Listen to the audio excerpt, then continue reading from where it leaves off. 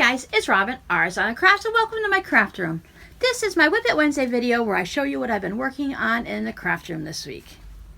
Sometimes it's a little bit and sometimes it's a lot. As you can imagine, this week didn't get as much done as I normally would, and that is perfectly fine. I still have some things. I actually have a finish this week.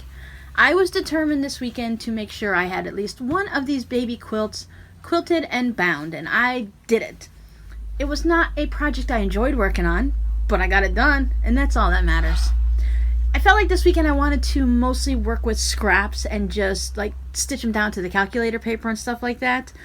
But at the same time, that would have been enjoyable, but I knew at the end of the day I would have been disappointed that I didn't get a quilt done. So here's my quilt. It is done, and now I get to go and play with the scraps, right? It's the reward system. You do what you need to, and then afterwards you get to have fun. And there's a bit of the back. My binding is nice and scrappy. I used this green fabric and the flower fabric for that. This was an extra fabric I had to add on. If you want to see more, go ahead and check out yesterday's Talk to Me Tuesday video. I go ahead and hold up the quilt so you can see it all front and back. I don't want to be one of those people that say, hey, look, I worked on this project, but you can't see it because it's super secret.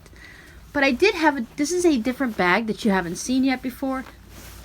This is one of those ones you can put your arm in and then you can knit or crochet. I added some snaps to it. I had to take the yarn and the project out of it. So what I do is I go ahead and I open it up like this, and I can snap the bottom together. And when I have my yarn in it, it works like a basket.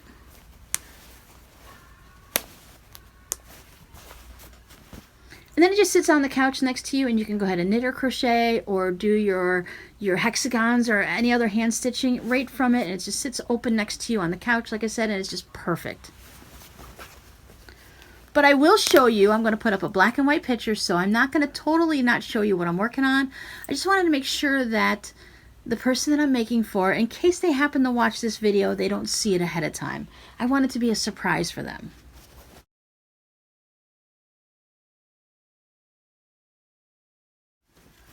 So this way you saw what it looks like, but you didn't see the colors. Because if you were to make something for me and you're using a whole bunch of bright colors, then you would say, oh, Robin's going to know that's what it is. Now, I don't think this person watches these videos very often, but just in case, let's play it on the safe side and let's have a surprise. I finished the dishcloth in that nice corally fun yarn that was sent to me, and it's all blocked. And I have a video up from last Friday that I show you how I block these. You can find that in the iCard. And since we are talking about dishcloths, I went ahead and cast on a second one. Now, I mentioned it a couple weeks ago about the self-striping yarn, and I found this at Michael's. Sugar and Cream Stripes. This was the only color that was there, but it's okay because I really like these colors. These colors automatically change for you. You don't have to change colors and then weave in, because if you go from white to green, you have a white tail of yarn and a green tail of yarn, a green tail of yarn and a purple, and so on. So that's 2, 4, 6, 8, 10, 12 tails of yarn for this little dishcloth. Nope, you don't have to worry about it. It just automatically changes colors for you. This color happens to be Violet Stripes. I guess they decided that the violet was the most common one. I'm not really sure why, but whatever. I really like these colors, and it works nicely with my quilt.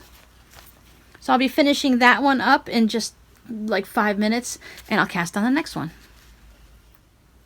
I did pick up the newsprint cowl once, and I managed to put on, I think, 1 row. Well, okay, I picked it up and I managed to put on this many stitches. That's not even a row. But that's okay. It got a little bit of done, and it was just one of those things that it was not calling my name, and I did not have the presence of mind to sit there and work on this. I did pick up Robbie's socks. Just put a few rows on. Maybe about 6. And this is kind of funny, but I did start the second sock. This is the very, very tip of the toe. So there's not much to that at all. But that got done also. As I mentioned, it wasn't a week for doing things, but I touched base on a few things. School started here on this past Monday. I know some of you have gone back to school already, and some of you aren't starting until September. So are you going to do anything exciting? If your kids haven't gone back to school, you got something exciting planned for these last couple weeks of summer? Were you able to work on a couple projects this week? Did you have some time in between hanging out with the grandkids or taking the kids to back to school shopping? Go ahead and leave it down in the comments. Thank you guys for hanging out with me today, and I'll see you next time. Bye.